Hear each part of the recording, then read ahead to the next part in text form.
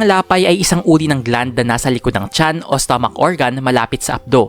Ito ay gumagawa ng insulin, ilang uri ng hormone at maging ang mga pancreatic na sangkap. Kapag hindi naagapan ang pagkakaroon ng mga abnormal na mga cell sa bahaging ito ng katawan, maaari itong humantong sa cancer sa lapay. Mapipigilan din ng mga ito ang maayos na paggana ng lapay. Bago natin simulan ang video na ito, huwag kalimutan mag-subscribe sa aming channel para sa mga health and love advice at huwag kalimutan pindutin ang bell button para lagi maging updated sa aming mga bagong videos. Kagaya ng ibang uri ng cancer, ang paglunas sa cancer sa lapay o pancreatic cancer ay batay sa iba't ibang mga salik kagaya ng stage nito, edad at kalusugan ng pasyente at iba pa.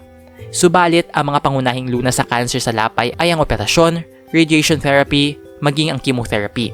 1. Operasyon. Ang nilalayo ng paraang ito ay upang alisin ang apektadong bahagi ng lapay. Subalit kapag lubhan ng kumalat sa lapay ang cancer cell, maaari ring alisin sa katawan ang buong lapay. 2. Radiation therapy. Ang layunin ng radiation therapy ay upang paliitin ang tumor sa lapay at patayin ang mga cancer cells sa apektadong bahagi.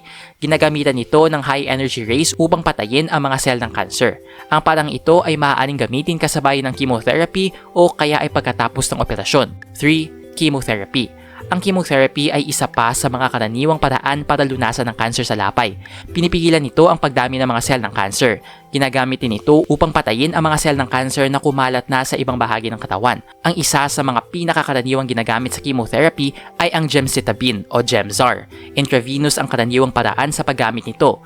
Maaari itong gawin kasabay ng radiation therapy o kaya ay pagkatapos maoperahan ang pasyente sa lapay. 4. Paglunas gamit ang bakterya. Ang paglunas sa cancer sa lapay gamit ang bakterya ay nadiskubre noon lamang 2013. Napag-alaman ng mga siyentipiko sa Albert Einstein College of Medicine ng Yeshiva University sa New York, USA na ang mga bakterya na mayroong radioisotopes ay maaaring ilagay sa lapay na may cancer. Ang parang ito ay ginamit na sa ibang uri ng cancer.